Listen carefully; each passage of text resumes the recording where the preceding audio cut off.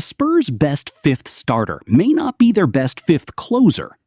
A 166-vote Pounding the Rock reader poll gave Julian Champagnie a 48% to 40% edge over Tobias Harris for San Antonio's final starting position. But that poll isn't a coaching decision. It exposes a much more interesting question for a 62-win finals team. Should the Spurs preserve the spacing that helped their stars? Or should they add the size and individual creation that New York exposed? Those may actually be two different questions. By the end, we'll decide who should start, who should close, and why San Antonio may be better off refusing to treat those jobs as the same role. Let's start with the strongest official evidence. In February, NBA.com reported that San Antonio outscored opponents by 16.8 points per 100 possessions with Champagnie and Victor Wembanyama together. Among duos that played at least 500 minutes, that was the third best mark outside Oklahoma City. That doesn't prove Champagnie was a star, but it does show that his most important skill connected unusually well with the player around whom every Spurs lineup has to be built. Champagnie appeared in all 82 games. He started 68 of them and averaged 11.1 points, 5.8 rebounds, and 1.5 assists. He also made a franchise record 195 three-pointers while converting 38.1% of his attempts on more than 6 threes per game. That combination of availability, volume, and accuracy isn't decorative spacing. A defender can't casually leave him to crowd Wembanyama's catches, close De'Aaron Fox's driving lane, or sit inside the paint while Stephon Castle attacks. And his value becomes even clearer once the ball starts moving. Champagnie relocates along the arc, he runs into transition threes, and he releases the shot before a rotating defense can recover. That allows Devin Vassell to turn a catch into an immediate jumper, or attack a closeout instead of creating every advantage himself. Wembanyama sees fewer bodies around the lane. Fox and Castle receive wider driving gaps.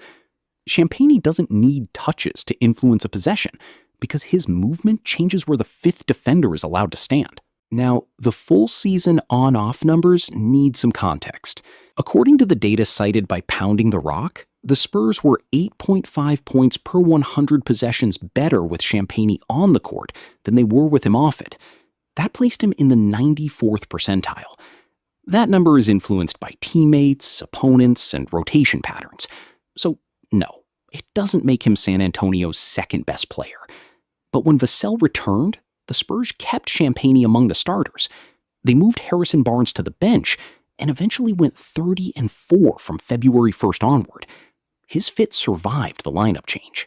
Champagnie also became less dependent on his shooting. His rebounding climbed from 3.9 per game to a career-high 5.8, and he provided enough positional defense for the starting group to preserve its skill advantage.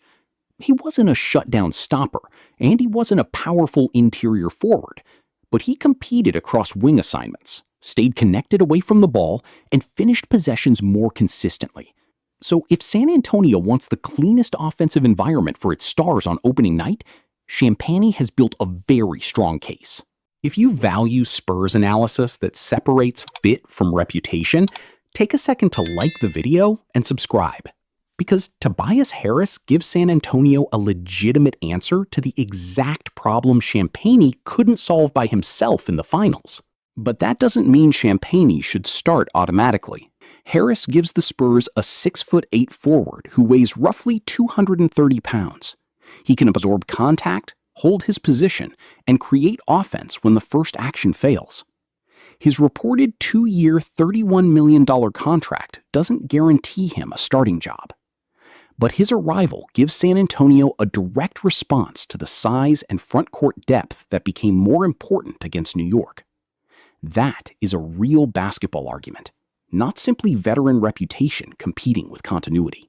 Harris averaged 13.3 points, 5.1 rebounds, and 2.5 assists for Detroit, while starting all 63 games he played.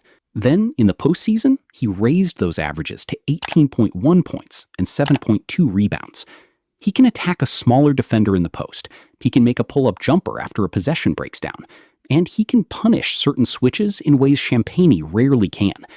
Those skills become much more important when playoff defenses remove the first option and force a role player to manufacture an answer. The complication is that Harris doesn't create spacing in the same way. He made a respectable 36.8% of his regular season threes, but fell to 29.2% in the playoffs. Harris is comfortable finding a spot and reading the action. Champagnie relocates more aggressively. He shoots at greater volume, and he forces defenders to chase him throughout the possession. Harris supplies more individual solutions. Champagnie makes the primary creator's solutions easier. And that difference is exactly why the player who starts may not need to be the player who finishes. Harris could actually become more valuable by leading portions of the second unit. A reserve group featuring Dylan Harper needs an experienced forward who can screen, pick and pop, attack a mismatch, or simply settle the possession when the first action fails. Beside Fox, Castle, Vassell, and Wembanyama, some of that creation becomes redundant. But when 2 or 3 of those players rest, it becomes essential. Harris could come off the bench, play starter-level minutes, and still finish games when his strength addresses the opponent's greatest threat. But the finals prevent San Antonio from treating Champagnie's regular season success as a complete answer. New York repeatedly found ways to involve him in difficult defensive actions. The Knicks forced San Antonio to decide whether his shooting advantage was still worth the defensive matchup cost. Their larger front court also made every rebound more physical, reducing some of the benefit of using a lighter forward purely to gain spacing. The series didn't make Champagnie unusable. It revealed the situations in which his trade-offs become more expensive. But the rest of his postseason provides the necessary counterpoint. Across 23 games, Champagnie averaged 11.2 points and 5.7 rebounds. He shot 39.6% from 3 and helped San Antonio outscore opponents by 8.7 points per 100 possessions during his minutes. In Game 7 of the Western Conference Finals, he hit 6 threes, scored 20 points, and grabbed 6 rebounds. And in the deciding game of the finals, he produced 14 points, 7 rebounds, and 4 made threes. Pressure didn't erase his value, even if certain matchups exposed its limits. And that reveals the real difference between a reliable starter and a universal closing option. Starting lineups establish a team's preferred style over the opening minutes. Closing lineups solve the final possessions of one specific matchup. Champagnie can be the best fifth starter because he creates the most space around San Antonio's primary players. Harris can be the better closer when the opponent has a powerful forward, dominates the glass, or repeatedly forces Champagnie into unfavorable defensive situations. There will also be nights when both players should finish. Wembanyama can play center, Harris can absorb the more physical forward assignment, and Champagnie can stretch the weak side beside 2 of Fox, Castle, and Vassell. Against smaller teams, San Antonio can replace Harris with another guard and increase the pace. The goal isn't to discover one perfect lineup. The goal is to have several lineups whose strengths actually make sense together. Dylan Harper adds another layer to this decision. Only about 10% of voters in the Pounding the Rock poll selected him as the 5th starter. But that shouldn't be interpreted as doubt about his future. Starting Harper beside Fox and Castle would place 3 on-ball perimeter creators around Wembanyama. It would also ask at least one of them to spend long stretches as a lower-volume spot-up shooter. Letting Harper lead reserve groups gives him more possessions, protects the starter's spacing, and still allows him to earn his way into closing lineups. The crowded rotation makes complementary roles more important than simply collecting the 5 most talented names. San Antonio also has Keldon Johnson, Harrison Barnes, and Carter Bryant competing for forward minutes. Champagnie is beginning a 3-year, $45 million deal. Harris is under contract for 2 seasons. But neither salary should determine who starts.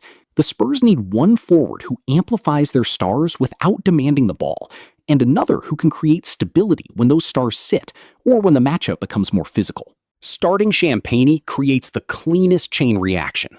The first unit receives shooting without adding another high-usage creator. Harris can organize difficult bench possessions.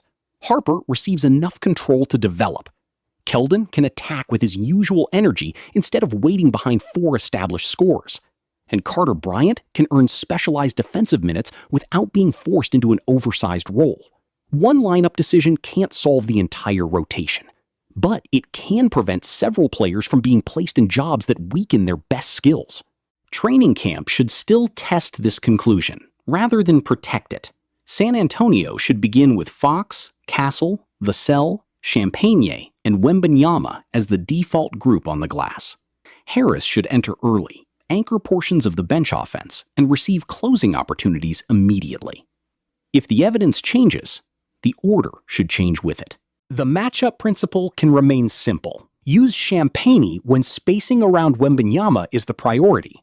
Use Harris when size, rebounding, or a difficult forward matchup becomes more important. Finish with both when the opponent forces San Antonio to solve both problems at the same time.